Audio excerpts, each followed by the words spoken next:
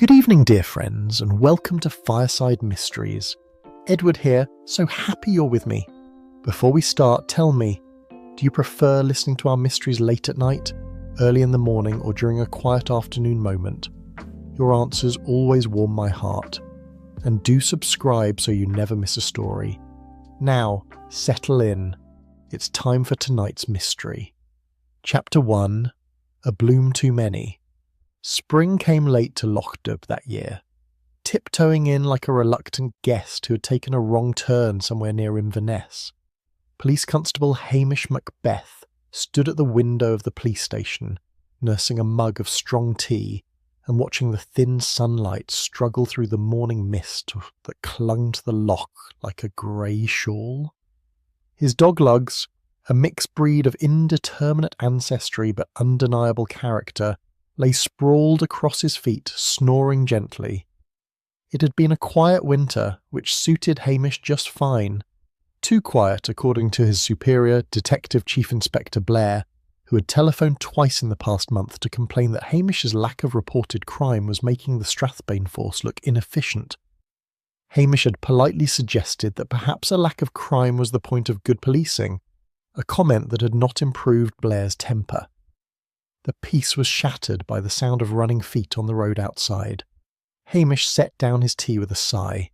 In his experience, people only ran in Lockdub for 3 reasons: fire, flood, or death. Given the damp weather, he ruled out fire. The door burst open and Jessie Curry stood on the threshold, her twin sister Nessie hovering behind her like an anxious echo. The Curry sisters were Lockdub's most reliable source of gossip, their words tumbling over each other in an endless stream of observation and commentary. "Hamish, you must come at once. There's a dead man in the greenhouse," Jessie gasped, clutching her ample bosom. "In the greenhouse?" Nessie repeated, as she always did. "At Rose Cottage?" Hamish asked, already reaching for his peaked cap. "Aye, the Englishwoman's place." "Mrs. Hargreaves," Jessie said, her eyes bright with the terrible excitement of being the bearer of dark news. "I went round to see her orchids, you know. She'd invited me special-like, said I could come early before the official opening. And there he was, slumped among the tomatoes, dead as a doornail." "Dead as a doornail?" Nessie echoed. Hamish grabbed his jacket and stepped over Lugs, who opened one eye in mild protest. "You better wait here," he told the dog, then turned to the sisters. "Did you touch anything?" "Certainly not. We may be old, but we're not killed daft," Jessie said indignantly. "Not daft," Nessie confirmed. The walk to Rose Cottage took only 5 minutes, but Jessie filled every second with breathless details. Mrs. Daphne Hargreaves had arrived in Lockdub 6 months ago, purchasing the old McGill place and transforming it into what the locals considered an absurdly grand establishment. The crowning glory was the greenhouse, a massive Victorian-style glass structure that seemed to mock the modest cottages around it. "She's very pleasant, mind you," Jessie was saying as they turned up the neat gravel path. "Not at all stuck up, though you can tell she has money. English money, but money all the same." "English money," Nessie agreed darkly, as if this were a different and somehow suspect currency. Rose Cottage sat at the edge of the village, his whitewashed walls gleaming in the watery sunlight. The greenhouse rose behind it like a crystal palace, its glass panels catching the light. Hamish could see movement inside, a blur of colour that resolved itself into flowers and foliage as they approached. Daphne Hargreaves met them at the door. She was a handsome woman in her early 50s, with iron grey hair pulled back in a neat bun and intelligent hazel eyes. She wore gardening clothes, good quality tweeds with mud on the knees, and held a pair of secateurs in one gloved hand. "Constable Macbeth," she said, her voice steady but strained. "Thank you for coming so quickly. I'm afraid poor Malcolm has had some sort of attack. I've left everything exactly as Jessie found it." "Malcolm?" Hamish asked. "Malcolm Kerr. He's been working as my horticultural consultant for the past 3 weeks. Such a quiet, capable man. I cannot believe this has happened." Hamish followed her through the cottage and out into the greenhouse. The temperature hit him immediately, a wall of warm, humid air, perfumed with earth and growing things. The greenhouse was indeed impressive, divided into sections with different plants. There were orchids in one area, their exotic blooms hanging like jewels. Vegetables occupied another section, neat rows of tomatoes trained up bamboo stakes. And there, slumped between the tomato plants, was Malcolm Kerr. He was a slight man, probably in his late 40s, with thinning hair and a neat beard. He wore corduroy trousers and a check shirt, and his hands were stained with soil. His head lolled to one side, and there was a peaceful expression on his face that Hamish had seen before on the dead. A half-empty mug sat on the potting bench nearby, and a clipboard with notes lay on the ground where it had fallen.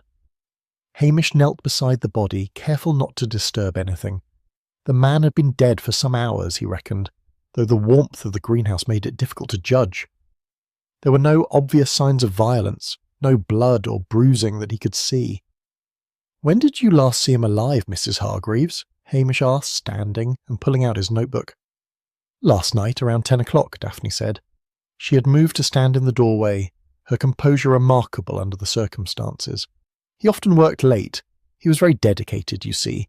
I brought him a cup of tea and we discussed the schedule for this morning's opening. He seemed perfectly well, if a little tired."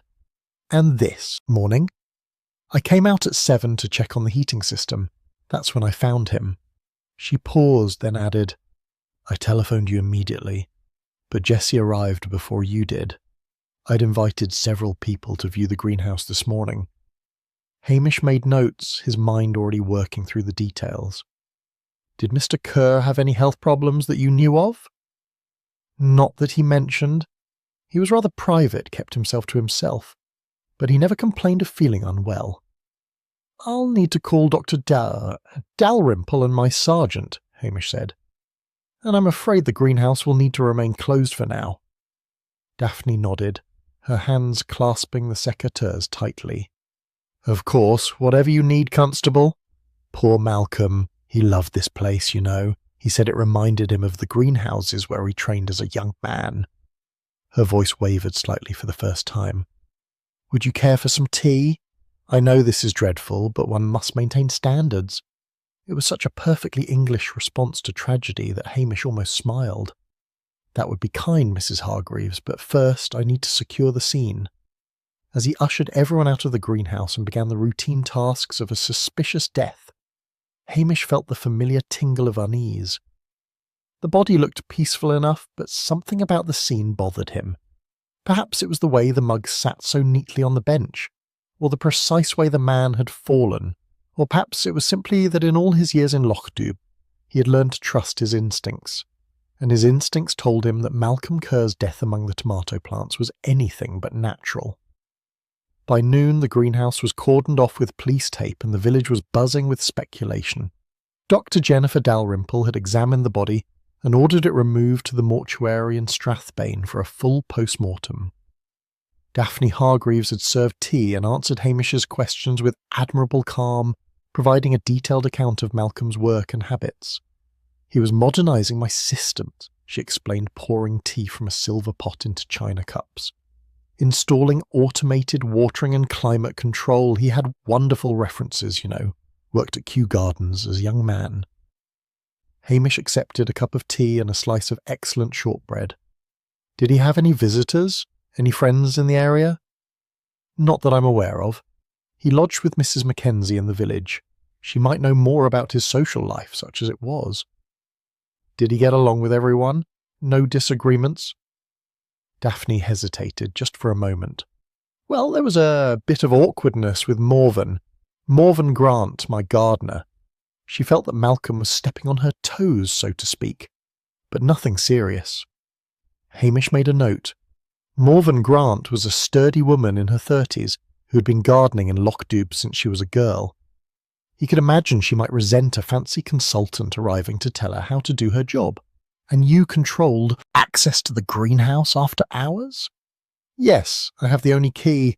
Malcolm had to knock if he wanted to work late, which he often did. I never minded. He was so passionate about his work."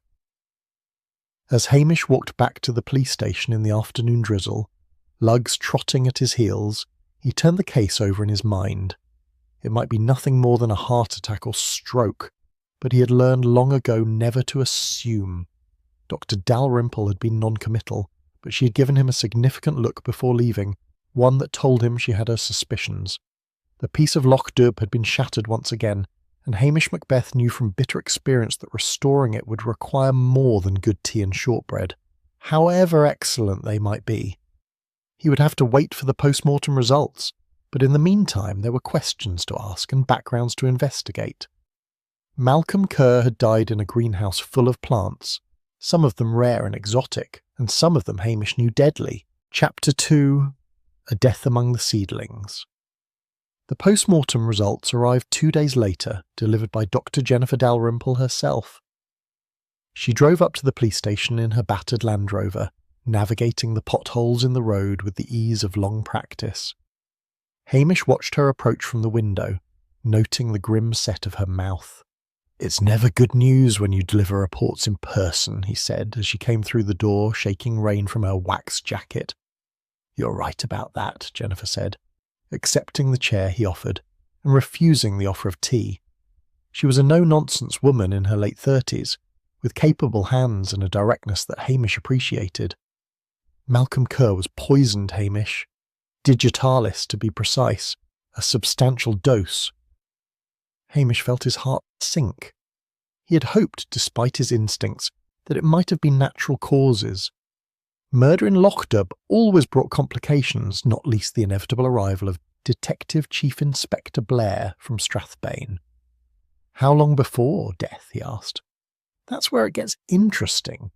The digitalis would have been administered several hours before death, probably 6 to 8 hours. The warmth of the greenhouse preserved the body remarkably well, which makes establishing an exact timeline difficult. But I'd estimate he died somewhere between midnight and 3 in the morning. Mrs. Hargreaves said she saw him alive at 10 o'clock the previous evening. Then that for fits. The poison would have been working its way through his system while he continued his work.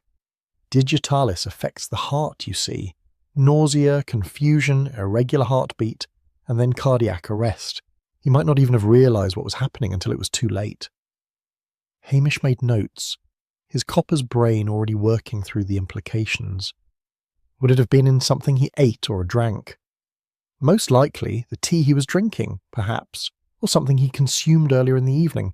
I've sent samples for further analysis. After Jennifer left, Hamish sat at his desk and contemplated the investigation ahead. Luggs, sensing his master's mood, padded over and rested his chin on Hamish's knee in silent sympathy. "Murder it is, then," Hamish said to the dog, "and that means we've got work to do before Blair arrives and makes a hash of everything." His first stop was Mrs. Mackenzie's boarding house, a tall, narrow building on the main street that smelled perpetually of cabbage and furniture polish. Mrs. Mackenzie was a widow of formidable respectability who had been letting rooms for 40 years. "Aye, poor Mr. Kerr," she said, leading Hamish up the narrow stairs to the first-floor room Malcolm had occupied. "Quiet as a mouse he was. Paid his rent on time, kept his room tidy, never gave me a moment's trouble." "Did he have any visitors?" "None that I saw. He'd go out in the mornings to Rose Cottage, come back for his supper, then often head out again for the evening shift. Mrs. Hargreaves worked him hard, but he never complained. The room was small but neat, with a single bed, a wardrobe and a desk by the window overlooking the loch. Hamish began a methodical search, aware of Mrs. Mackenzie hovering in the doorway like a suspicious hen. Malcolm Kerr's possessions told the story of a solitary, methodical man. His clothes were few but well maintained. Books on horticulture and plant biology lined a small shelf. A laptop computer sat on the desk, password protected. But it was the notebook Hamish found in the desk drawer that made him pause. The notebook was filled with sketches and observations, all relating to the greenhouse at Rose Cottage. There were detailed diagrams of the layout, notes on temperature and humidity levels, and lists of plants. But scattered throughout were stranger entries, references to soil contamination, pesticide residues, and suspicious patterns of plant death. On one page, Malcolm had written in capital letters, "Toxic hybrids, same pattern as Kent." Most intriguingly, on the last page with writing was a single line. Proof at last. "Did Mr. Kerr ever mention Kent?" Hamish asked Mrs. Mackenzie. "Not to me, but then we didn't chat much. He was always polite but distant, if you know what I mean." Hamish pocketed the notebook and continued his search, but found nothing else of interest. Whatever proof Malcolm Kerr had found, it wasn't in this room. His next visit was to Rose Cottage, where he found Daphne Hargreaves in her sitting room, surrounded by gardening catalogues and paperwork. She looked tired but composed, dressed in a cashmere cardigan and pearls that spoke of old money and good breeding. "Constable Macbeth," she said, rising to greet him. "I've been expecting you. I heard from Jennifer Dalrymple that Malcolm was poisoned. How absolutely dreadful." "I'm afraid I need to ask you some more questions, Mrs. Hargreaves." "Of course, please sit down. Would you like tea?" It was the English solution to everything, Hamish thought. Tea and good manners in the face of murder. "Thank you, no. I need to establish Malcolm's movements on his last day." Daphne settled back into her chair, hands folded neatly in her lap. "He arrived at the greenhouse around 8 in the morning. We discussed the watering schedule for the orchids. He worked there all day, taking his lunch break around 1. I brought him sandwiches from the house." "Did you see him eat them?"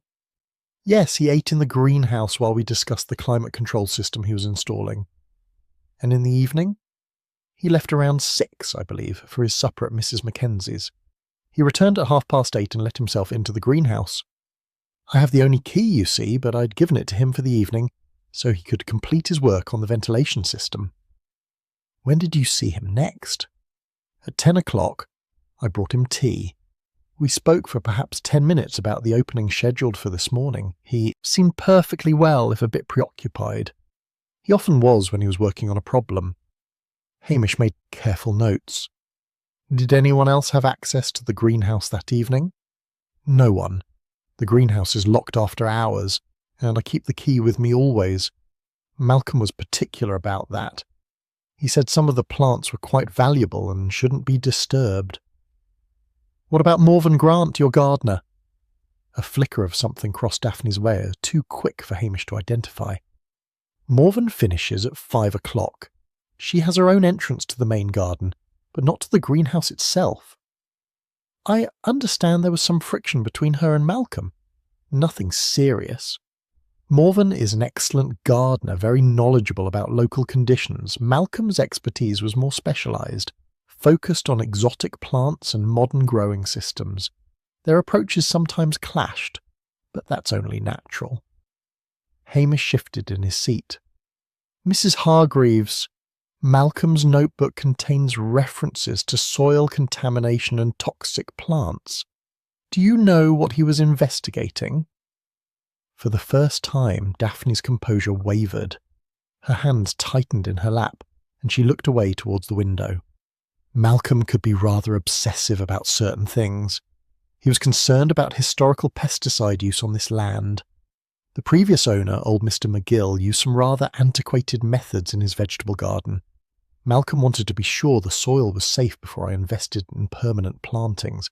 And was it? He assured me it was fine, some residual traces, but nothing that would affect the plants or pose any risk. Hamish nodded, but made a mental note. Malcolm Kerr had been investigating something that had made him write proof at last in his notebook. And now he was dead, poisoned by a substance that came from plants. "One more thing," Hamish said as he prepared to leave. "The digitalis that killed Malcolm. Dr. Dalrymple says it comes from foxglove. Do you grow foxglove in your greenhouse?" Daphne met his eyes steadily. "Yes, I do, in the medicinal plants section. Foxglove is Digitalis purpurea, quite beautiful and historically important in cardiac medicine. But I'm hardly the only person in Lochaber with access to foxglove. It grows wild on the hillsides." She was right, of course.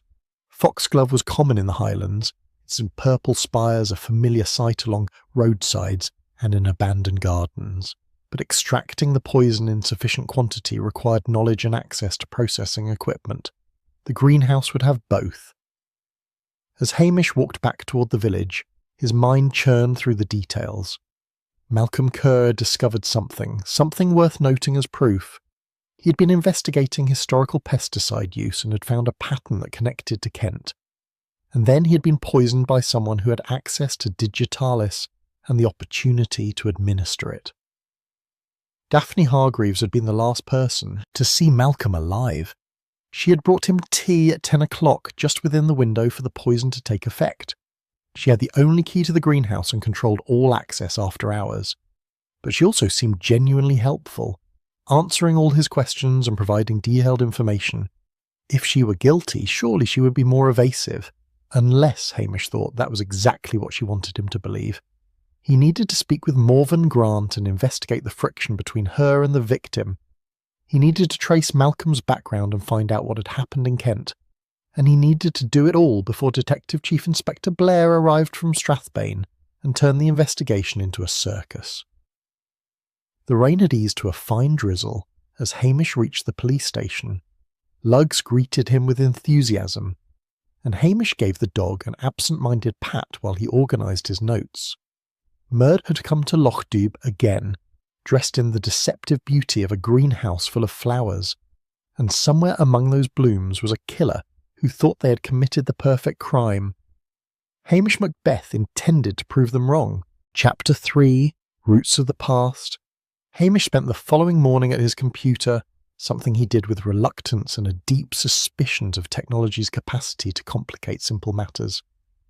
Lugs lay under the desk, occasionally sighing with the theatrical despair of a dog whose morning walk had been postponed. "Patience," Hamish told him. "We'll get out soon enough." Malcolm Kerr's background proved frustratingly sparse at first.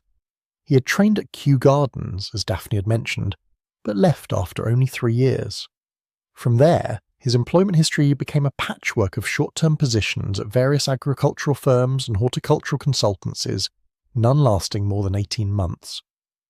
What caught Hamish's attention was the pattern.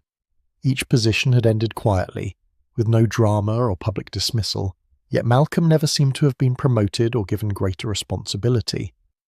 It was the employment history of a man who was competent but somehow unwelcome, tolerated but not embraced. A telephone call to one of the firms, a large agricultural supplier in Aberdeenshire, proved enlightening. The manager who answered remembered Malcolm with obvious discomfort.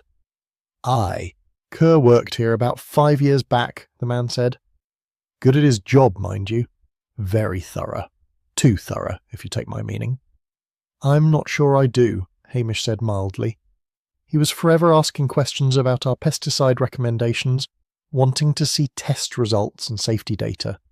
Made some of our clients nervous. We let him go during a restructuring, but truth be told, we were happy to see the back of him. "Was there a problem with the pesticides?" A pause. "Nothing proven, but Malcolm had a habit of digging up dirt, so to speak. Made people uncomfortable." After the call ended, Hamish sat back and contemplated this new information. Malcolm Kerr had been a man who asked inconvenient questions, who poked at corners others preferred to leave undisturbed. It was the sort of behaviour that made enemies, the quiet, dangerous kind who might decide silence was preferable to exposure. The telephone rang, interrupting his thoughts. It was Jessie Curry, her voice bubbling with the excitement of remembered information. "Hamish, I've just recalled something about that poor Mr. Kerr," she said. "I saw him about a week ago, down by the old boundary stones near the McLean property.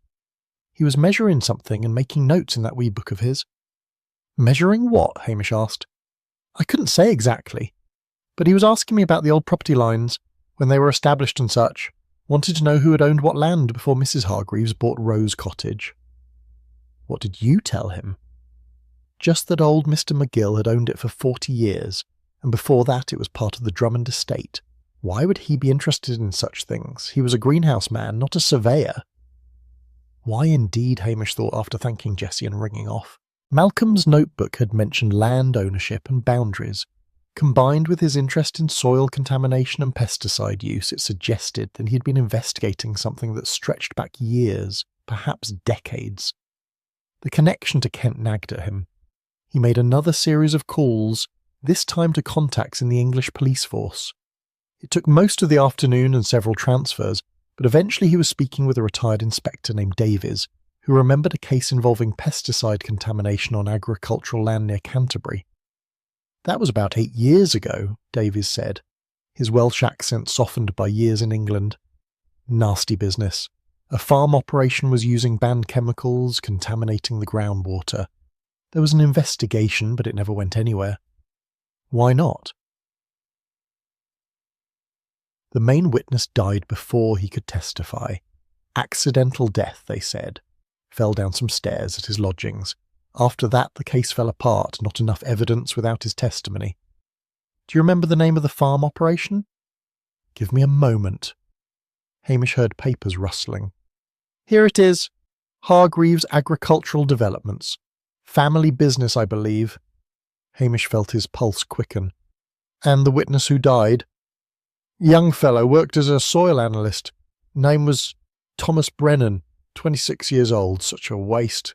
After the call ended, Hamish sat very still, his mind racing. Hargreaves Agricultural Developments. Daphne had said she had lived in Kent before moving to Scotland. She had bought Rose Cottage and immediately invested in an elaborate greenhouse operation. And now a horticultural consultant who asked too many questions lay dead in her greenhouse, poisoned by a plant she grew. It was circumstantial, but it formed a pattern that made Hamish deeply uneasy. A knock at the door interrupted his thoughts. Morven Grant stood on the threshold, her weathered face set in stubborn lines. She was a stocky woman with strong hands and the permanent tan of someone who worked outdoors in all weathers. "I hear you've been asking about me and Malcolm Kerr," she said without preamble. "Thought I'd best come tell you my side before the gossips get going." Hamish invited her in and offered tea, which she accepted. Lugs emerged from under the desk to investigate, and Morven gave him a competent scratch behind the ears. "Malcolm and I didn't see eye to eye," she began once they were settled. "I'll not deny it. I've been gardening at Rose Cottage since I was a girl, helping old Mr. McGill with his vegetables. When Mrs. Hargreaves bought the place, she kept me on, which I appreciated. But then she brought in Malcolm with his fancy ideas and his computer systems." "What sort of disagreements did you have?" "He wanted to change everything, rip out Mr. McGill's old beds, bring in new soil, install all manner of automatic watering and heating. Said the land was contaminated, though I never saw any harm from it. My vegetables grew fine. And Mr. McGill's before mine." "Did Malcolm ever threaten to have you dismissed?" Morven's face darkened. "He suggested to Mrs. Hargreaves that she might want someone with more modern training. But she stood by me, said I knew the land better than anyone. Still, it rankled." "Where were you on the evening Malcolm died?" "Home in my cottage, same as every night. I finish at 5 and I don't go back. Mrs. Hargreaves can tell you I've never had a key to that greenhouse. Malcolm insisted on that. Said I might disturb his precious climate controls." There was real bitterness in her voice, but also a kind of resigned acceptance. Hamish had seen enough guilty people to know that Morven's anger was genuine but not murderous, or she resented Malcolm's presence, but not enough to kill him. After she left, Hamish took Lugs for a delayed walk along the loch, thinking through what he had learned. Malcolm Kerr had been investigating pesticide contamination, just as he had done in Kent 8 years ago. He had been measuring land boundaries and asking questions about property ownership. He had written proof at last in his notebook shortly before his death, and Daphne Hargreaves, whose family business had been investigated for pesticide contamination in Kent, had hired Malcolm knowing who he was and what he had discovered before. The question was why? Had she hired him to keep him close to monitor what he knew, or had Malcolm sought her out, perhaps blackmailing her or threatening exposure? Either way, it gave Daphne a powerful motive for murder. The sun was setting over the loch, painting the water in shades of amber and rose. It was beautiful, the kind of Highland evening that reminded Hamish why he had always resisted promotion and transfer to larger towns. But beneath the beauty, murder had taken root, and it was his job to dig it out no matter how deep the poison ran. Tomorrow he would confront Daphne with what he had learned. Tonight he would review his notes and prepare his questions. Detective Chief Inspector Blair would arrive from Strathbane within days, full of bluster and bad theories, and Hamish wanted to have his case solid before that happened. He called Lugs to heel and turned back toward the police station, his mind already working through the conversation to come. Daphne Hargreaves had been helpful, composed, and entirely too calm for a woman whose employee had been murdered in her greenhouse. Hamish Macbeth had learned long ago that the most dangerous killers were often the most polite. Chapter 4, Fertile Ground for Suspicion. The Italian restaurant in Lochdup, which was neither Italian nor strictly speaking a restaurant, served as the village's primary gathering place for gossip and speculation. Hamish arrived at lunchtime the next day to find the usual crowd occupying the mismatched tables, their conversation humming with theories about Malcolm Kerr's death. "Poisoned by his own plants, they say," proclaimed Archie McLean, the local councillor from his corner table. He was a portly man with the red face of someone who enjoyed his whiskey. "Tragic accident, no doubt. It was murder, comedy," contradicted the Curry sisters in unison, their heads bobbing like agitated hens. Poor Mr. Kerr never had a chance. Hamish ordered a bowl of soup and retired to a quiet table, aware that half the room was watching him with poorly concealed curiosity. He had barely lifted his spoon when Angus McIver stomped in, bringing with him the smell of the outdoors and righteous indignation. Angus was a bear of a man, with a wild grey beard and hands like shovels. He farmed organically on land north of the village, selling vegetables and lamb at the weekly market. He spotted Hamish and marched over, his boots leaving muddy prints on the floor. "I hear you've been asking questions about Malcolm Kerr," Angus said without greeting, "and I suppose my name's come up." "Sit down, Angus," Hamish said mildly. "You're drawing attention." Angus pulled out a chair with enough force to make it scrape loudly. "I'll not hide that I had words with the man. He was trouble, Hamish. Knew it from the first." "What sort of trouble?" "The interfering sort. He came round my farm 3 weeks back, uninvited, poking about my fields and asking what I used for pest control. When I told him I farmed organic, used only natural methods, he got this look on his face, smug, like he'd caught me in a lie." "And had he?" Angus's face darkened. "I've been farming organic for 15 years. I've got the certifications to prove it." But he started going on about soil contamination, saying my land bordered property that had been heavily treated with chemicals back in the day. Said my organic label was worthless if the poison was already in the ground. "What did you say to that?" "I told him to get off my land and mind his own business. But then he started making inquiries with the certification board, trying to get my organic status revoked. Do you know what that would have done to me? My whole business depends on that label. Restaurants in Strathbane, shops in Inverness, they all pay premium prices because I'm certified organic." Hamish made notes, his face carefully neutral. "That's a strong motive for wanting Malcolm Kerr out of the way." "Aye, maybe it is," Angus said hotly. "I didn't kill him. I was delivering produce to Inverness the night he died. Left at 6 in the evening, didn't get back until past midnight. You can check with the restaurants if you don't believe me." "I will," Hamish assured him. "When did Malcolm make these accusations?" 2 weeks ago. I thought it would blow over, but he was persistent. Mrs. Hargreaves tried to smooth things over, said Malcolm was just being thorough, but I could tell she was worried too.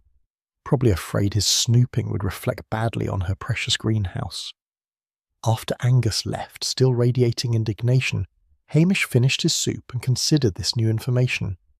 Malcolm Kerr had been making enemies right up until his death, threatening livelihoods with his investigations into historical pesticide use. Angus had a clear motive, but his alibi could be easily verified. The door opened again and Archie McLean approached, lowering his bulk into the chair Angus had vacated. He dabbed at his forehead with a handkerchief, though the day was cool. "Hamish, I wonder if I might have a word," he said, his voice pitched low, "about this unfortunate business at Rose Cottage." "Go ahead." Archie glanced around nervously.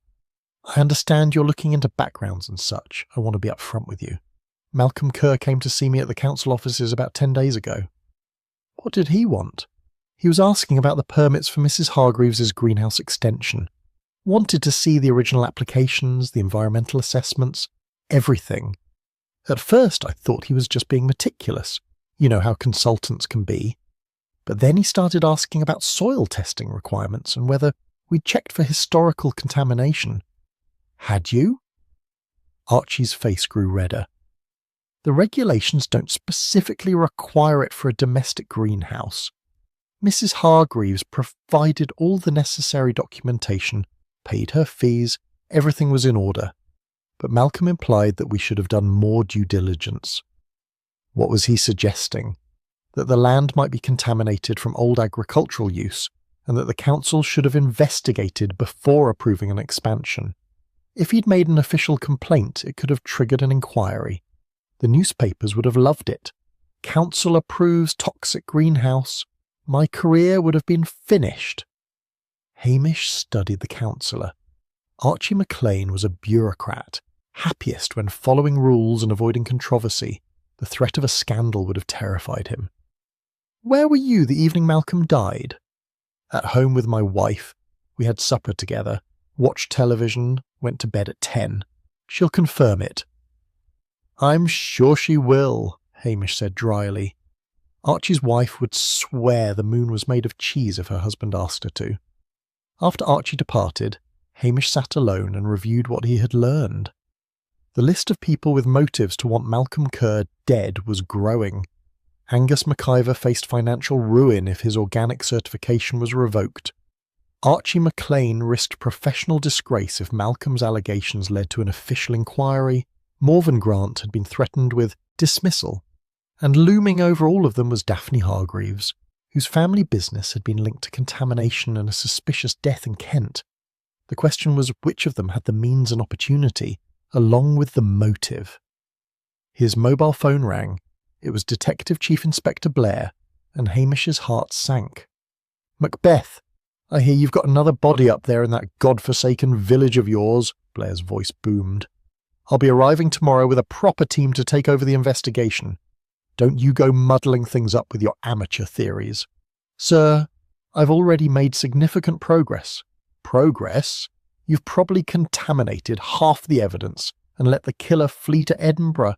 I want all your notes ready for my review when I arrive. And Macbeth, try not to arrest any innocent tourists in the meantime. The line went dead. Hamish resisted the urge to throw his phone across the room. Blair would arrive like a bull in a china shop, antagonise all the witnesses, and generally make Hamish's job 10 times harder. Which meant he had less than 24 hours to break the case wide open. He paid for his soup and headed back to the police station, where Luggs greeted him with enthusiasm. Hamish spread his notes across the desk and began constructing a timeline. Malcolm had been poisoned sometime between 6 and 8 hours before death, which placed the administration of Digitalis between 2 and 5 in the afternoon, or possibly as late as 7 if he'd died closer to 3 in the morning. But Daphne claimed she'd brought him tea at 10 in the evening, and Dr. Dalrymple had confirmed the poison would have been working through his system for 6 to 8 hours. That meant the Digitalis had been given to Malcolm between 2 and 4 in the afternoon, when he would have been alone in the greenhouse during his lunch break or working afterward. Daphne had brought him sandwiches at 1 o'clock. Had the poison been in the food? Or had Malcolm consumed something else later in the afternoon? Hamish needed to search the greenhouse more thoroughly, particularly the area where Malcolm had been working. He also needed to verify the alibis of Angus McIver and Archie McLean, and have another conversation with Daphne about her past in Kent. The telephone rang again. This time it was Jennifer Dalrymple. Hamish, I've had the results back on the contents of Malcolm's stomach. Among other things, he'd consumed a considerable amount of tea that afternoon and evening. But here's what's interesting. There were traces of honey in his system, and foxglove pollen. Honey? Yes, and not just any honey. It showed traces of various plant pollens, including foxglove. Someone had mixed Digitalis extract into honey, probably knowing Malcolm would use it to sweeten his tea. It would mask the bitter taste of the poison and deliver it gradually over several hours as he drank multiple cups. Hamish felt a surge of excitement. Who would know Malcolm took honey in his tea? Anyone who'd watched him drink it, I'd imagine, is the sort of detailer people notice. After hanging up, Hamish sat back and considered this new evidence. The killer had prepared poisoned honey, which suggested premeditation and opportunity. It also suggested someone who had access to both the greenhouse and knowledge of Malcolm's habits. The net was closing, but Hamish needed more evidence before he could make an arrest. And he needed to move fast, before Blair arrived and drove all his suspects underground with his heavy-handed approach. Murder in Loch Dubh had seemed simple at first. A man dead in a greenhouse, surrounded by beautiful but deadly plants. But like the roots beneath those plants, the truth went deep and tangled, spreading through the village in ways Hamish was only beginning to understand. Chapter 5. Motives take root. The morning brought rain, a soft, persistent drizzle that turned the village grey and made Luggs reluctant to leave his basket by the stove. Hamish couldn't blame him. It was the sort of day that made even the most dedicated policeman want to stay indoors with a good book and a pot of tea. But murder didn't respect the weather, and Hamish had work to do before Blair descended on Loch Dubh like an avenging angel with all the subtlety of a foghorn. His first stop was the Strathbane Library, where the archives held old newspapers and planning documents. The librarian, a sharp-eyed woman named Mrs. Ferguson, greeted him with knowing suspicion. "Police business?" she asked. "Research," Hamish replied, which was technically true. He spent 2 hours poring through old planning applications and land registry documents. What he found confirmed his worst suspicions. The land that now comprised Rose Cottage and its greenhouse had once been part of a larger agricultural operation run by the Drummond family. In the 1970s and 80s, the Drummonds had used extensive pesticides and herbicides, some of which had since been banned. When the property was subdivided and sold, no environmental assessment had been conducted. Malcolm Kerr would have discovered this through his own research. It explained his interest in land boundaries and old property lines. But what connected this to Daphne Hargreaves and the death in Kent? A further search through online newspaper archives from Kent provided the answer. Hargreaves Agricultural Developments had been a family business owned by Daphne's late husband, Gerald Hargreaves. In 2017, they had faced allegations of using banned pesticides on farmland near Canterbury. The investigation had focused on potential groundwater contamination that could affect neighbouring properties. Thomas Brennan, the soil analyst who had died falling downstairs, had been collecting evidence of systematic illegal pesticide use spanning several years. His death had been ruled accidental, but the timing was convenient enough to raise questions. Gerald Hargreaves had died 2 years later of a heart attack. The business had been sold, and Daphne Wolfe, who had moved to Scotland shortly afterward, purchasing Rose Cottage with its contaminated soil and building her elaborate greenhouse. Hamish sat back and rubbed his eyes. The pattern was clear now. Malcolm Kerr had been investigating historical pesticide contamination in Kent when Thomas Brennan died. He had recognised Daphne when she hired him, or perhaps he had sought her out, knowing about her past. His notebook reference to same pattern as Kent confirmed he had seen the connection between the two properties. But what had Malcolm intended to do with this information? Expose Daphne? Blackmail her? Or simply document the truth for his own sense of justice? The drive back to Loch Dubh took 40 minutes, giving Hamish time to plan his next moves. He needed to confront each suspect with what he had learned and gauge their reactions. Sometimes the truth emerged not from evidence, but from watching how people responded when their secrets were threatened. Morven Grant was working in the vegetable garden behind the Italian restaurant when Hamish found her. She straightened up from weeding, her face wary. "More questions, Constable?" "Just tying up loose ends," Hamish said. "Malcolm Kerr threatened your position at Rose Cottage. Did he give you a reason?" Morven wiped soil from her hands and met his gaze directly. "He said I was careless about contamination protocols, that I didn't understand the risks of working with poisoned soil. I told him I'd been gardening there for years with no ill effects, but he insisted Mrs. Hargreaves needed someone with proper training in handling contaminated environments. And what did Mrs. Hargreaves say? She told me not to worry, that she valued my experience. but I could see she was concerned about what Malcolm was saying. He had her ear, you see, all his fancy degrees and his experience at Kew Gardens. What was I compared to that? Did Malcolm ever explain what contamination he was concerned about? Pesticides from years ago, he said, claimed they persisted in the soil and could leach into plants, into the food chain. I thought he was being overdramatic. Mr. McGill grew vegetables on that land for 40 years and never had a problem. Maybe Mr. McGill didn't know what to look for, Hamish suggested gently. Morven's face hardened. Are you saying I've been poisoning people with my vegetables? I'm saying Malcolm Kerr was investigating something serious, and someone killed him to keep it quiet. Where were you between 2 and 4 on the afternoon he died? In the Italian restaurant's garden, same as always. I worked there 3 afternoons a week. You can ask anyone who was eating lunch that day. They all saw me. After Morven left, Hamish made a note to verify her alibi. The Italian restaurant was busy at lunchtime, and someone would remember seeing her.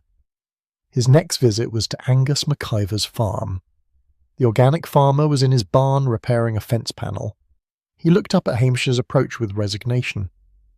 Come to arrest me, have you? Come to ask more questions, Hamish said. You told me Malcolm was trying to revoke your organic certification. Did he explain why? Said my land was contaminated from neighbouring properties, chemical runoff, pesticide drift, all manner of nonsense. I showed him my soil tests, my certification documents, everything. But he said the test didn't go deep enough, didn't look at the right compounds. What did he want you to do? Angus set down his hammer with a thud. Conduct new tests at my own expense. Hundreds of pounds, maybe thousands. And if the results showed any trace of historical contamination, even from decades ago, I could lose my certification. 15 years of work gone. That must have made you angry. Angry? I was furious. But I didn't kill him, Hamish. I thought about it. I'll not lie. But I was in Inverness delivering to 3 different restaurants. I've got receipts and witnesses for every stop. What restaurants? Angus rattled off 3 names, along with approximate times. Hamish wrote them down, knowing he would check each one. But Angus's story had the ring of truth to it, and his anger seemed the honest fury of a man wronged rather than the defensive rage of a guilty conscience. The afternoon was wearing on when Hamish finally returned to Rose Cottage. Daphne was in the sitting room, reading a book on orchid cultivation. She looked up as he entered, her expression calm but watchful. Constable Macbeth. More questions, I presume? A few, Hamish said, settling into the chair she indicated. I've been researching Malcolm Kerr's background, and yours. Something flickered across Daphne's face, too quick to identify. I see. Malcolm investigated pesticide contamination in Kent 8 years ago. A man named Thomas Brennan died during that investigation, and the case was dropped. Your husband's company, Hargreaves Agricultural Developments, was the subject of that investigation. Ancient history, Constable. Malcolm didn't think so. He recognised you when you hired him, or perhaps you recognised him. Either way, he discovered that this property has the same pattern of historical contamination as the land in Kent. Is that why you built the greenhouse? To prove you could grow safely on contaminated soil? Daphne set down her book carefully. My husband's business was cleared of any wrongdoing. Thomas Brennan's death was a tragic accident. And yes, I was aware of Malcolm's past when I hired him. I thought if anyone could help me rehabilitate this land and create something beautiful from it, he could. He was blackmailing you. No, the word came sharp and definite. Malcolm wanted documentation. He wanted to prove that contaminated land could be safely managed, that the sins of the past didn't have to poison the future. We were working together, Constable, not at odds. Then why did someone kill him? Daphne stood and walked to the window, looking out at the greenhouse. I don't know, but I know it wasn't me. Malcolm and I shared a goal, to show that redemption was possible, even for poisoned ground.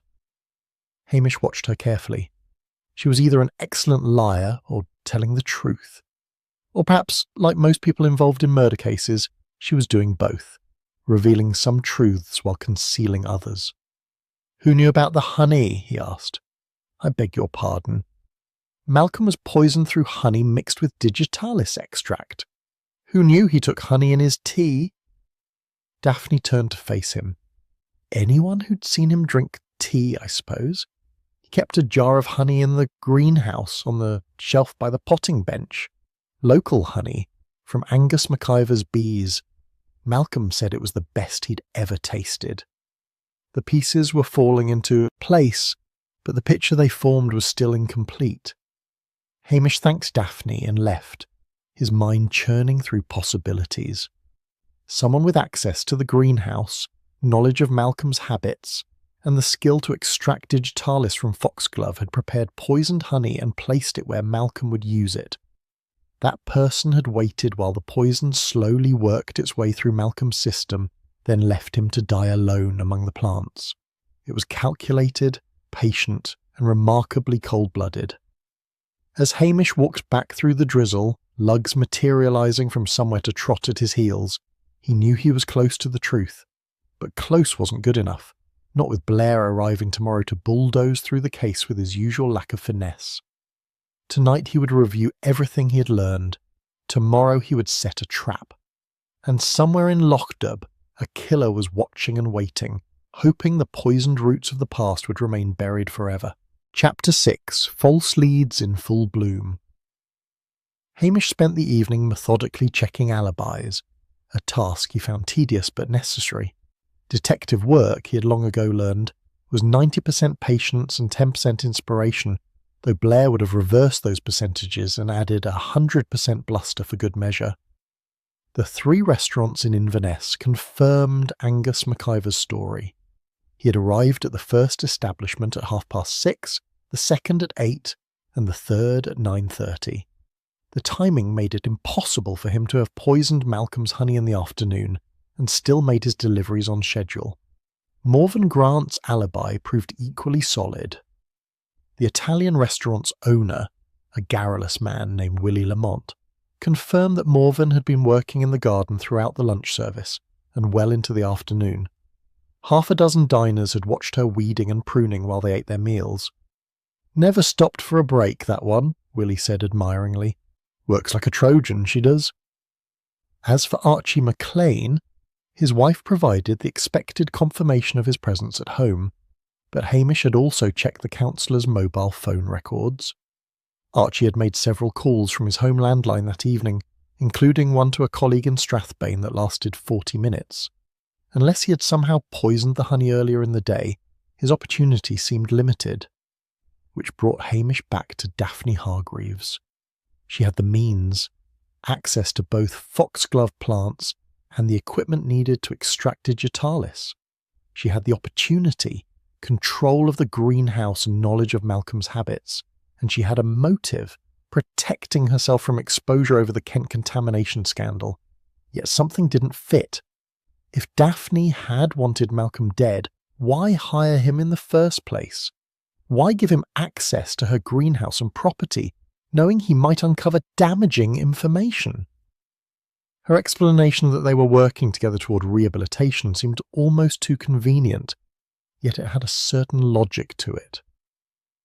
Hamish returned to the greenhouse the next morning, this time with permission to conduct a thorough search.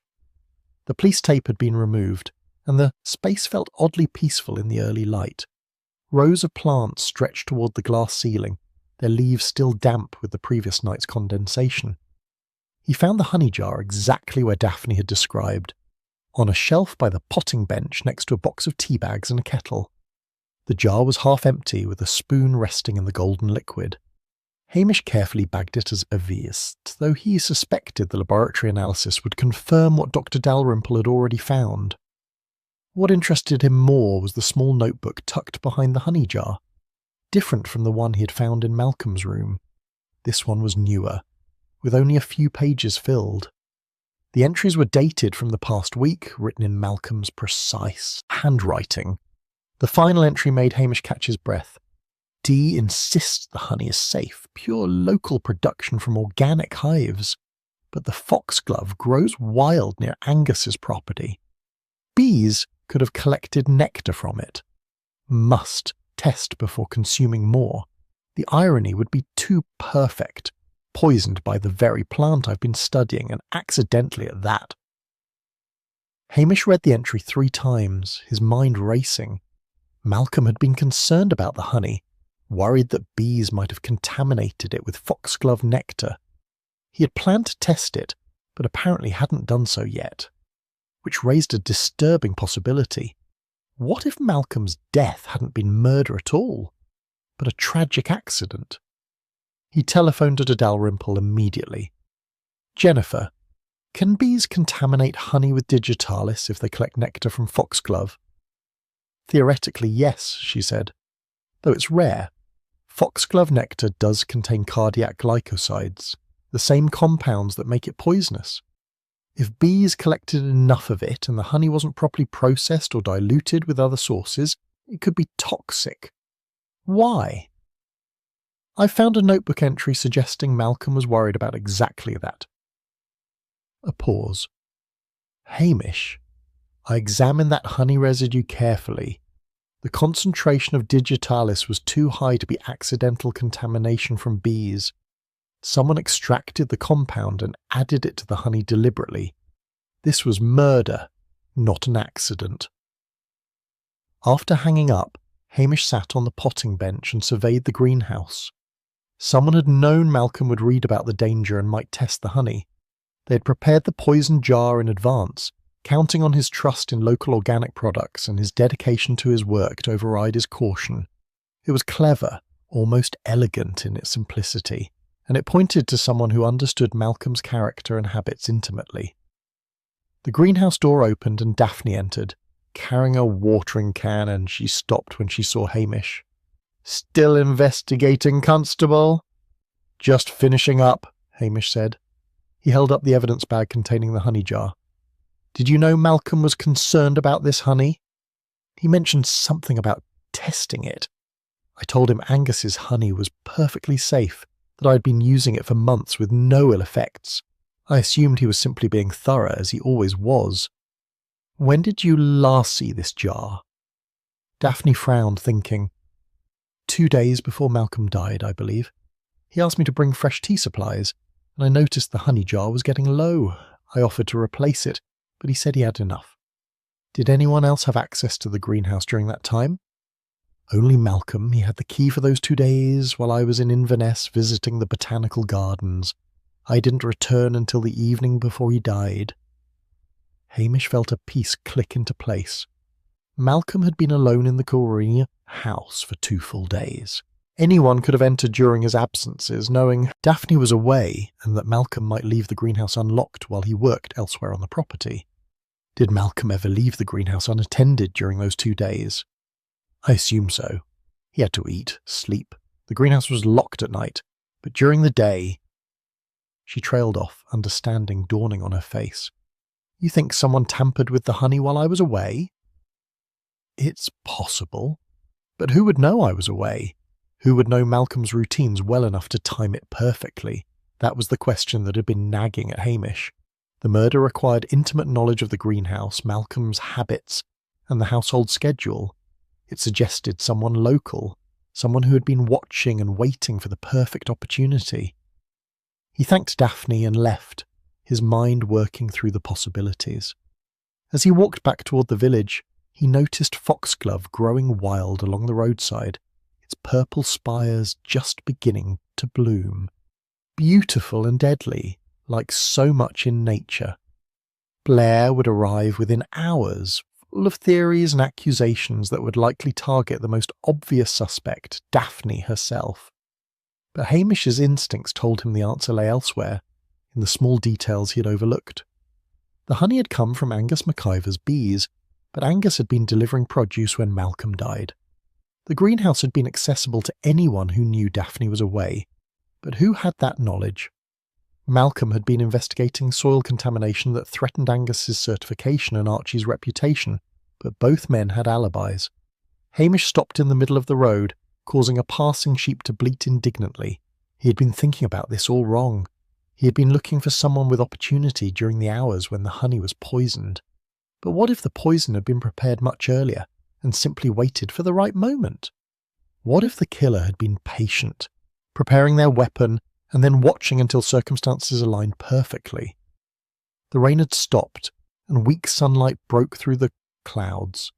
Hamish turned and headed back toward Rose Cottage, a new theory forming in his mind. He needed to check one more thing, examine one more piece of evidence he had dismissed as irrelevant. Murder in Lochdub had seemed straightforward at first. A man poisoned in a greenhouse by someone with clear motive and opportunity. But like the plants surrounding Malcolm Kerr's body, the truth had roots that ran deeper and spread wider than Hamish had initially suspected. And somewhere among those tangled roots lay the answer he had been seeking. Chapter 7. The Generous Gardener. Hamish returned to the police station and pulled out every scrap of paper related to the case. Lugs watched with the patient resignation of a dog who knew his master was in the grip of an idea and would not be distracted by such mundane matters as walkies or dinner. What had he missed? What small detail had slipped past his attention while he was busy investigating obvious suspects with obvious motives? He spread photographs of the crime scene across his desk.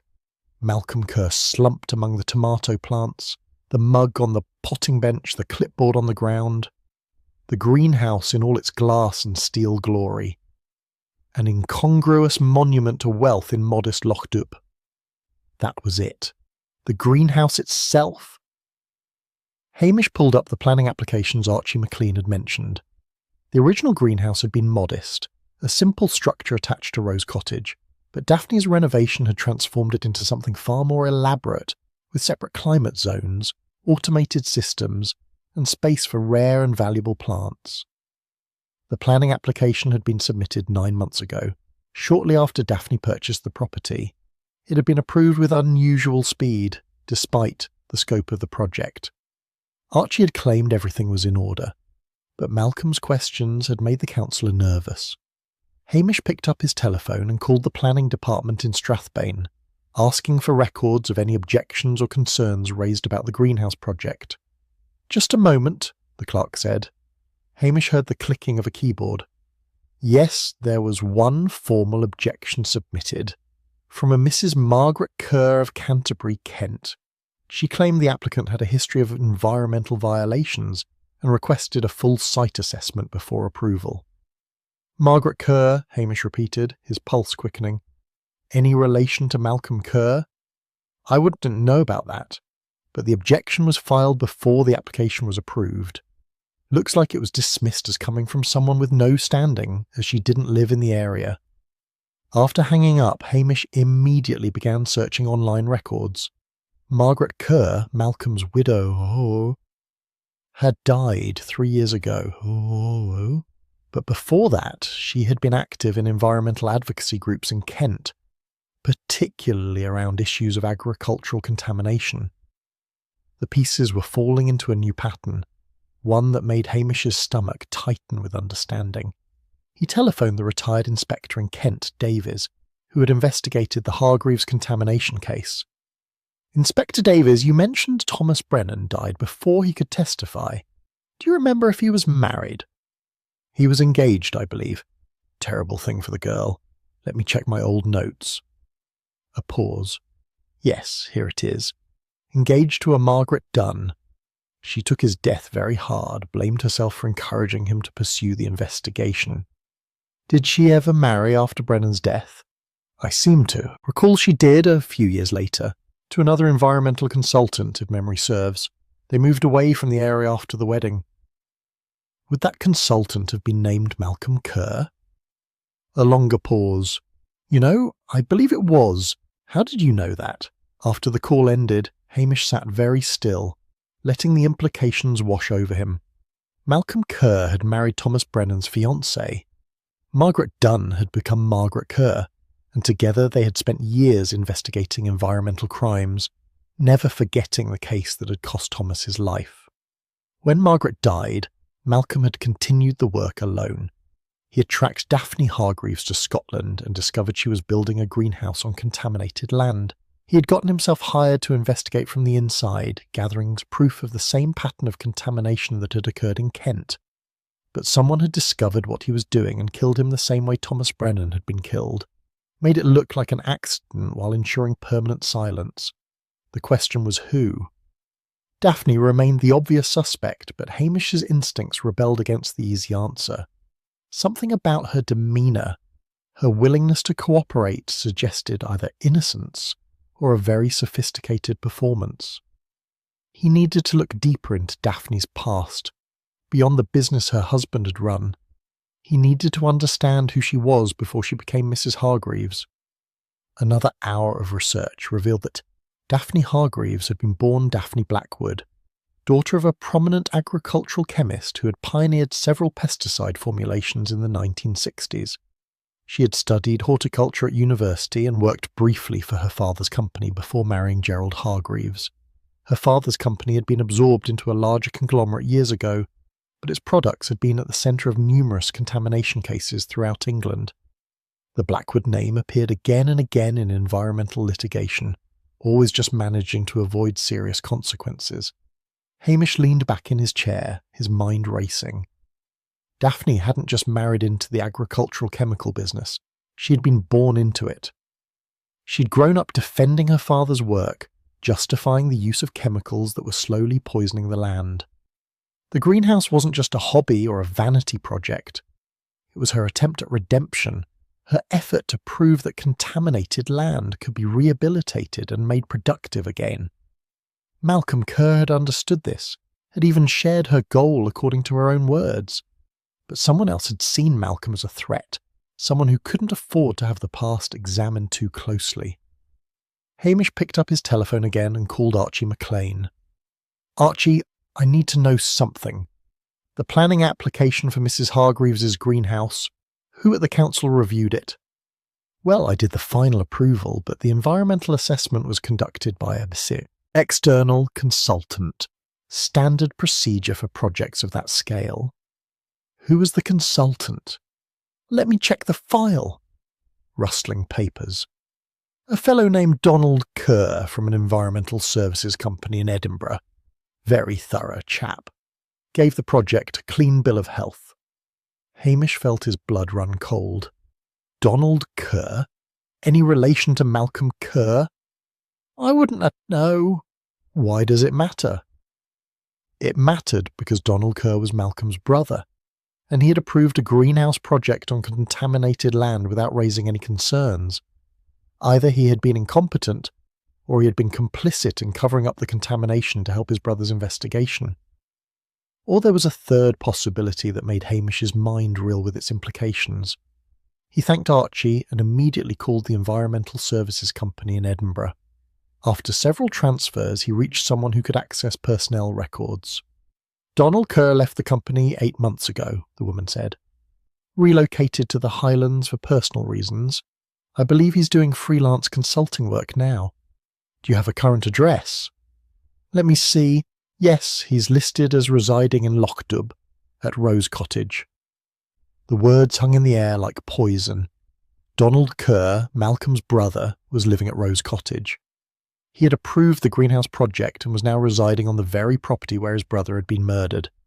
Hamish felt the case crack open like an egg. He had been looking at this all wrong, assuming the killer was protecting secrets from the past. But what if the killer was protecting something else entirely?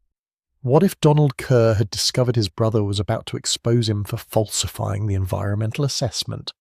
What if Malcolm had learned that his own brother had been paid by Daphne, or someone else, to approve a project that should never have been built? The betrayal would have been devastating. Brother against brother. Truth against profit. Loyalty against justice. Hamish grabbed his jacket and headed for the door, Lug scrambling to follow. He needed to find Donald Kerr and confront him before Blair arrived and muddied the waters with his usual incompetence. The afternoon had darkened with approaching rain as Hamish walked swiftly toward Rose Cottage. The greenhouse glowed in the gathering gloom, its lights creating a beacon visible from half the village. Inside that glass structure, Surrounded by beautiful and deadly plants, the truth waited to be harvested. And Hamish Macbeth intended to gather it in before it could take root any deeper in the poisoned soil of Lochduv. Chapter 8. The Glass Trap. Hamish reached Rose Cottage as the first drops of rain began to fall. The lights were on in the sitting room, and through the window he could see Daphne seated at her desk, writing. She looked up as he approached and came to the door before he could knock. "Constable Macbeth, you look troubled. Coming in out of the rain." Hamish entered, shaking water from his jacket. Lugs remained outside, settling under the porch overhang with the good sense of a dog who knew when his presence was not required. "I need to ask you about Donald Kerr, Hamish said, without preamble. Something flickered across Daphne's face, a mixture of surprise and resignation. "So you've discovered him. I wondered when you would." "He's living here at Rose Cottage. He approved the environmental assessment for your greenhouse. And he's Malcolm Kerr's brother. Half-brother, actually. They shared a father but had different mothers. There was no love lost between them."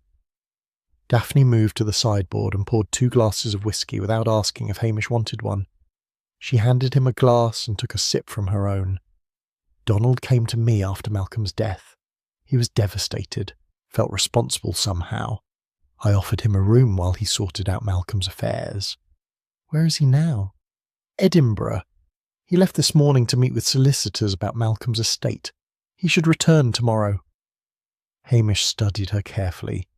She was composed as always, but there was a weariness in her eyes that hadn't been there before. "Tell me about Donald's environmental assessment."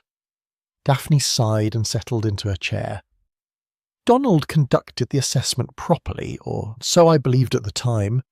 He found historical contamination as expected, but determined it was at levels that could be safely managed with proper protocols.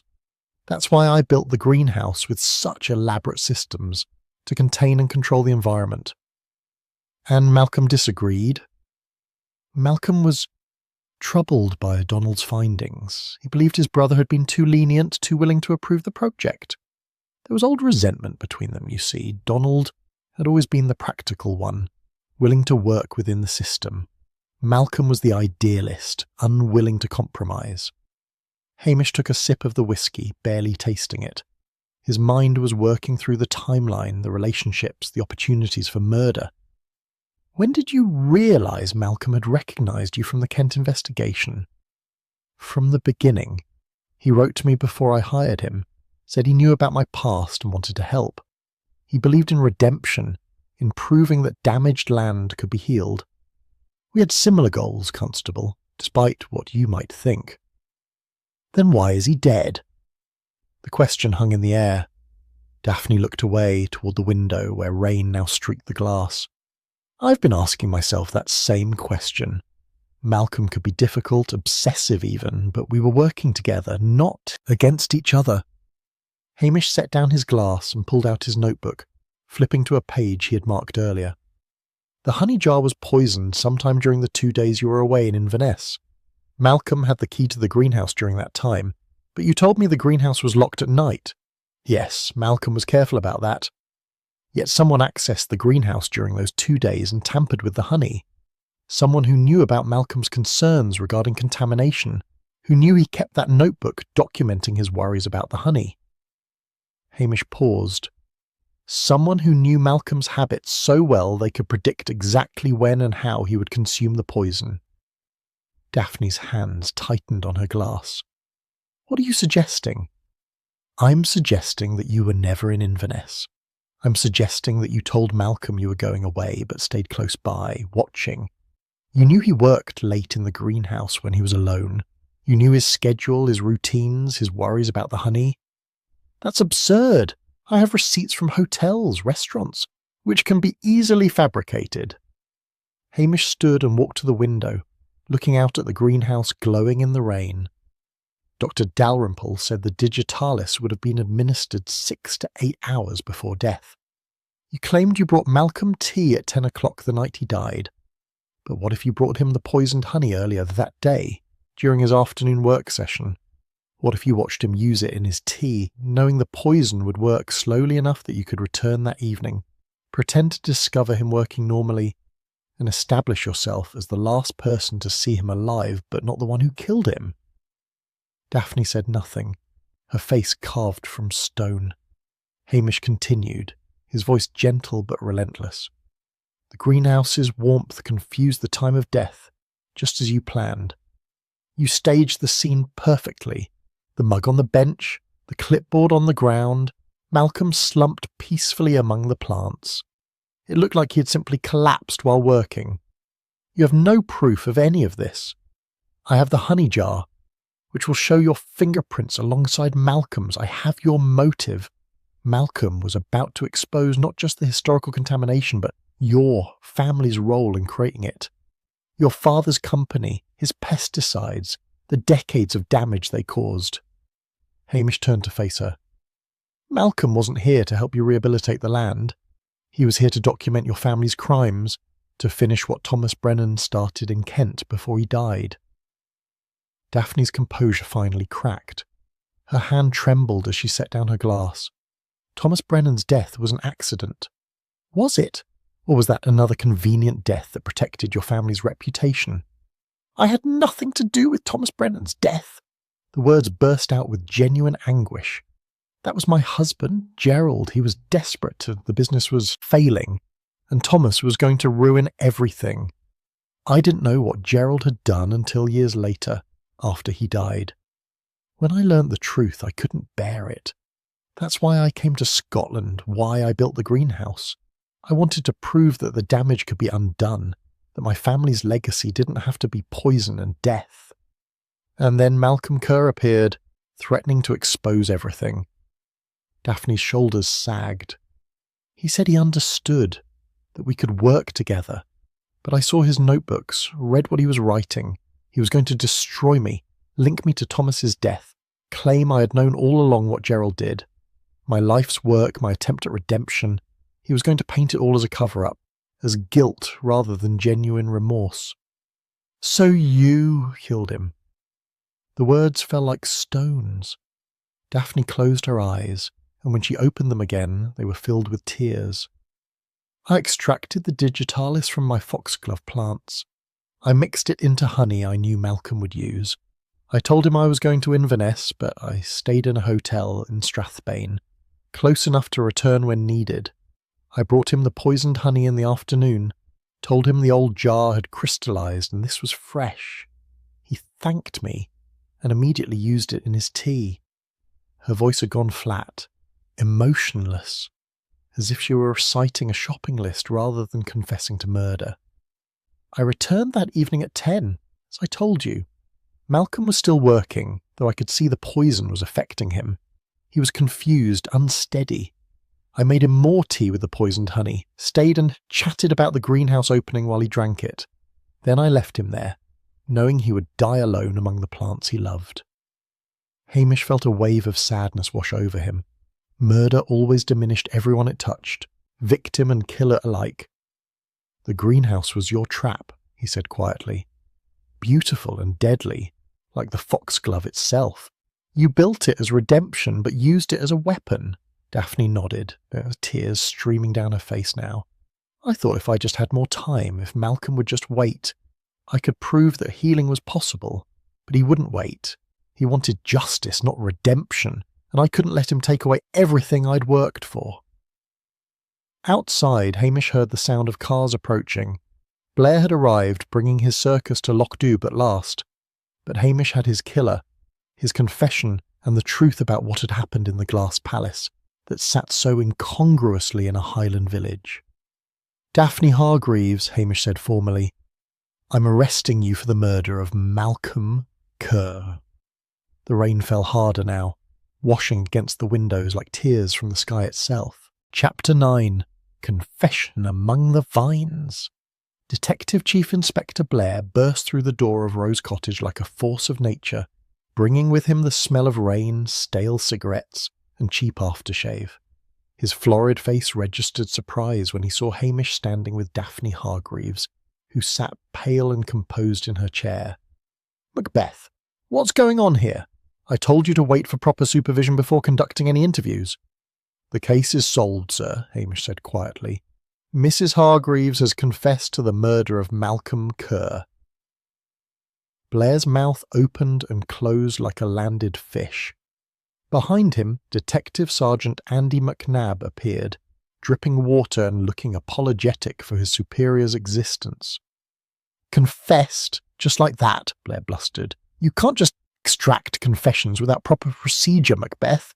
The whole thing will be thrown out in court. Mrs. Hargreaves initiated the confession voluntarily, Hamish said. I've cautioned her properly. Andy, would you mind witnessing while I take a formal statement? The next hour passed in a blur of official procedure. Daphne repeated her confession, this time with Blair huffing importantly in the background and Andy taking careful notes. She spoke in the same flat, defeated tone, describing how she had extracted the digitalis, prepared the poisoned honey, and watched Malcolm Kerr slowly die. Why did you hire him in the first place? Blair demanded, leaning forward aggressively. If you knew who he was, why bring him to your property? Daphne's gaze remained steady. Because I wanted to believe in redemption, Chief Inspector. I thought if Malcolm could see what I was trying to accomplish, if he could understand that I was genuinely attempting to heal contaminated land rather than cover up crimes, he might help rather than expose me. That's the stupidest thing I've ever heard, Blair declared. You're telling me you hired the man investigating your family's crimes and expected him to just forgive and forget? Not forgive, Daphne said softly. Understand. There's a difference. And when he didn't understand? Hamish asked gently. Then I panicked. I saw everything I'd worked for crumbling. My reputation, my life's work, my attempt to make amends for my family's damage. Malcolm was going to paint it all as a cynical cover-up. He was going to link me to Thomas Brennan's death in Kent, suggest I had been complicit in my husband's crimes. She paused, her hands twisting in her lap. I couldn't bear it. I couldn't face another scandal, another investigation, another life destroyed by the Blackwood legacy. So you destroyed Malcolm Kerr's life instead, Blair said with satisfaction, as if he had personally solved the case. After Daphne was formally arrested and taken away by 2 constables Blair had brought from Strathbane, Hamish walked back to the police station through the rain. Blair had stayed behind at Rose Cottage, giving orders to forensic technicians and generally making himself important. Lugs trotted beside Hamish, occasionally looking up as if to check that his master was all right. Hamish reached down and scratched the dog's ears absently, his mind still processing the evening's events. The confession had been genuine, of that he had no doubt. Daphne Hargreaves had killed Malcolm Kerr to protect herself from exposure, but there was a tragic dimension to it that made Hamish's heart heavy. She had genuinely been trying to atone for her family's sins, to prove that poisoned land could be healed and made productive again. But fear had overwhelmed her good intentions, and she had chosen murder over disgrace. Back at the station, Hamish made himself a pot of tea and settled at his desk with his notes. There were still loose ends to tie up, questions that needed answers even though the killer had been caught. He telephoned Donald Kerr in Edinburgh. Malcolm's half-brother answered on the 3rd ring, his voice wary. Mr. Kerr, this is PC Macbeth in Lochdu. I'm calling about your brother's death. A pause. Have you caught who did it? Aye. Mrs. Hargreaves has confessed. I need to ask you some questions about the environmental assessment you conducted on her property. I knew it. Donald's voice was bitter. I bloody knew she'd done something. Malcolm was convinced my assessment was wrong, that I'd been paid off or intimidated. We had a terrible row about it the last time I saw him. When was that? 2 weeks before he died. He accused me of compromising my professional standards, of helping Daphne cover up contamination. I told him he was paranoid, that my assessment was accurate and thorough. We didn't part on good terms. Was your assessment accurate? Completely. The land has historical contamination, but at manageable levels. Malcolm couldn't accept that sometimes the situation is grey rather than black and white. He saw enemies and conspiracies everywhere, including in his own brother. Donald's laugh was harsh. We were never close, Constable. Different mothers, different values. Malcolm was the crusader, determined to expose every environmental crime ever committed. I'm a realist who works within the system to make incremental improvements. He thought I'd sold out. I thought he was tilting at windmills. After the call ended, Hamish sat back and considered the family dynamics. Malcolm Kerr had been estranged from his half-brother, widowed after a marriage born from shared grief, and dedicated to exposing environmental crimes at any cost. It was a lonely, driven existence that had ultimately led him to a greenhouse full of poisoned honey. The telephone rang again. This time it was Dr. Jennifer Dalrymple. "Hamish, I heard you made an arrest. Blair's been bragging all over Strathbane that he cracked the case." "Oh, well, that's Blair for you," Hamish said mildly. Taking credit comes naturally to him. "I wanted to tell you that the laboratory confirmed the honey jar contained massive amounts of digitalis.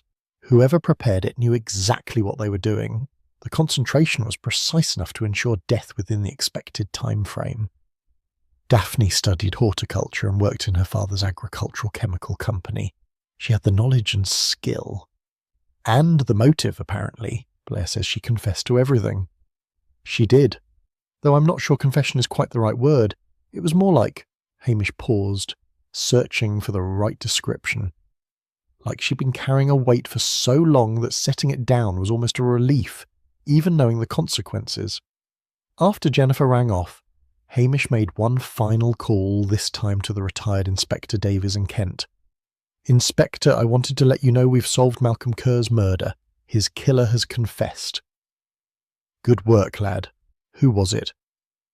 "Daphne Hargreaves, née Blackwood. She killed Malcolm to prevent him exposing her family's history of environmental crimes. And she confirmed that her late husband, Gerald Hargreaves, was responsible for Thomas Brennan's death 8 years ago." A long silence. "I always suspected as much, but could never prove it. Brendan's death was too convenient. The investigation shut down too quickly. Can she testify against Gerald?" "He's dead. Heart attack 2 years ago. But she's willing to provide details about the cover-up, if it helps bring closure to Thomas's family." "It might do that. Poor Malcolm. He spent years trying to finish what Thomas started, and it got him killed in the end. Some crusades aren't worth dying for." "Maybe," Hamish said. "Or maybe the problem isn't the crusade but the enemies it makes." After hanging up, Hamish sat alone in the quiet police station. Lugs had fallen asleep by the stove, snoring gently. The rain had eased to a drizzle, and through the window Hamish could see lights coming on in cottages around the village. Lochdubb would talk about this case for months, dissecting every detail and speculating about what they had missed. The Curry sisters would dine out on the story for years, claiming they had suspected Daphne all along. Angus McIver would grumble about English incomers bringing their troubles north, and life would continue because that was what life did. But for Hamish, the case would remain as a reminder that the past never stayed buried, no matter how beautiful the garden you planted over it. Daphne Hargreaves had built her greenhouse as an act of redemption, but she had watered it with murder, and now it stood empty, a glass monument to good intentions poisoned by fear. Tomorrow Blair would hold a press conference in Strathbane, taking full credit for solving the case. Tomorrow the newspapers would run headlines about murder in the Highlands and contaminated greenhouses. Tomorrow Daphne Hargreaves would be formally charged and begin her journey through the justice system. But tonight Hamish Macbeth sat in his police station with his sleeping dog and a cup of tea, grateful that he had caught a killer, but sad that catching her had been necessary at all. Murder, he reflected, diminished everyone it touched, even those who solved it. Chapter 10. Order restored in Lochdubb. A week after Daphne Hargreaves was taken away to await trial in Inverness, spring finally arrived in earnest. The mist lifted from the loch, primroses bloomed along the roadsides, and the village of Lochdubb emerged from winter like a bear from hibernation, blinking and stretching in the unexpected sunshine. Hamish stood outside Rose Cottage watching as council workers secured the greenhouse with chains and padlocks. The structure would remain sealed pending the trial, its exotic plants slowly wilting in the absence of care. It seemed a fitting metaphor, he thought, for ambitions built on unstable foundations. "Such a waste," said a voice behind him. Jessie Curry had appeared, Nessie hovering at her shoulder as always. That greenhouse cost a fortune, and now it'll just sit there empty. "Empty," Nessie echoed mournfully. "Perhaps the council will find a use for it eventually," Hamish said, though he doubted it. Who would want to work in a place where murder had been committed? "They say Mrs. Hargreaves's family is putting the property up for sale," Jessie continued, warming to the gossip. "Though who'll buy it now, I can't imagine. Rose Cottage will have a terrible reputation." "Terrible reputation," Nessie agreed with satisfaction. Hamish left the sisters to their speculations and walked toward the village. Luggs accompanied him, stopping occasionally to investigate interesting smells with the dedication of a dog who took his duties seriously. The Italian restaurant was busy with the lunch crowd, and Hamish found Angus McIver holding court at his usual table, a pint of beer before him, and an audience of appreciative listeners. "I told Hamish from the start that woman was trouble," Angus was saying as Hamish entered. "English folk coming up here with their fancy ideas, thinking they know better than those of us who've worked the land for generations." Hamish caught Angus's eye and gave him a look. The farmer had the grace to flush slightly. "Well, perhaps I didn't say exactly that," Angus amended, "but I had my suspicions." "You suspected everyone except yourself," Hamish said mildly, pulling out a chair. "Including me at one point." "Aye, well, you can't blame a man for being nervous when murder's afoot." Angus took a long drink of his beer. "At least my organic certification is safe now. Malcolm Kerr's investigation died with him, poor soul." "Will you be glad of that?" Hamish asked quietly. Angus set down his glass and met Hamish's gaze. "I'll be honest with you, Constable. Malcolm made me have my soil tested properly, deeper than I'd ever done before. Turns out he was right. There were trace amounts of old pesticides, so faint they weren't affecting my crops, but enough to worry about over time. I've started remediation work, proper drainage and phytoremediation plants to clean the soil naturally. That must be expensive. Aye, but it's the right thing to do. Malcolm Kerr was a difficult man, but he cared about the land. That's worth something." Angus raised his glass in a silent toast. "Even if he did make my life hell for a while." Hamish left the restaurant feeling oddly comforted. Perhaps some good would come from Malcolm's death after all, if it prompted farmers like Angus to take better care of their land. His next stop was the council offices, where Archie McLean sat behind his desk looking considerably less stressed than he had a week ago. "Hamish, come in. I was just reviewing the planning protocols. Terrible business about Mrs. Hargreaves, but at least it's cleared up that nonsense about improper approvals. Donald Kerr's environmental assessment was entirely accurate and professional." "I know," Hamish said. "I spoke with him. He's taking Malcolm's death hard, even though they weren't close." Family's family. No matter the differences, Archie shuffled papers on his desk. "I've recommended to the council that we implement more rigorous environmental assessments for all future building projects. Historical contamination checks, groundwater testing, the works.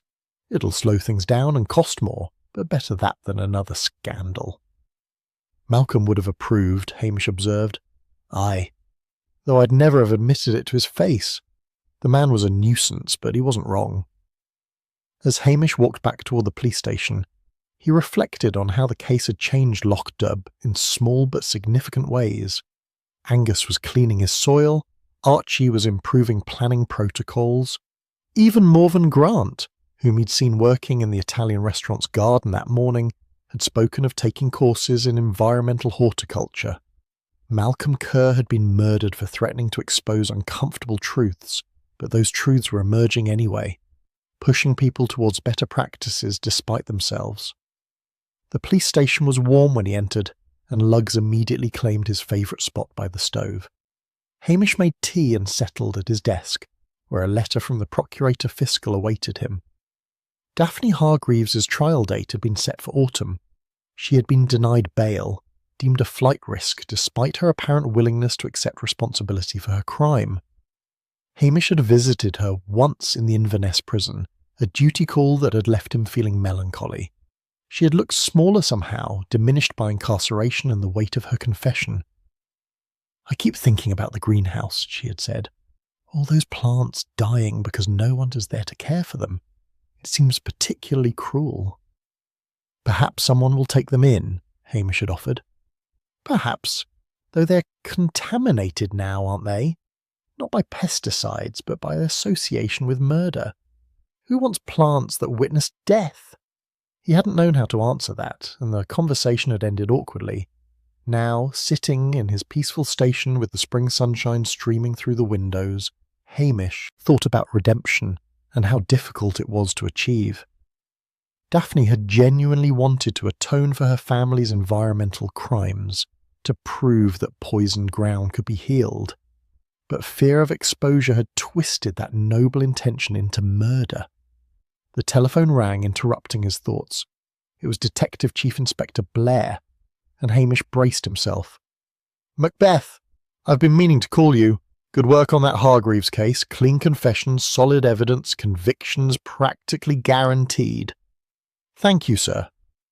"Mind you, I did most of the heavy lifting once I arrived. But you laid adequate groundwork, I'll give you that." Hamish smiled despite himself. Some things never changed, and Blair's ability to claim credit was as reliable as the sunrise. After Blair rang off, Hamish walked to the window and looked out at his village. The loch sparkled in the sunshine, boats bobbed at the pier, and smoke rose from cottage chimneys.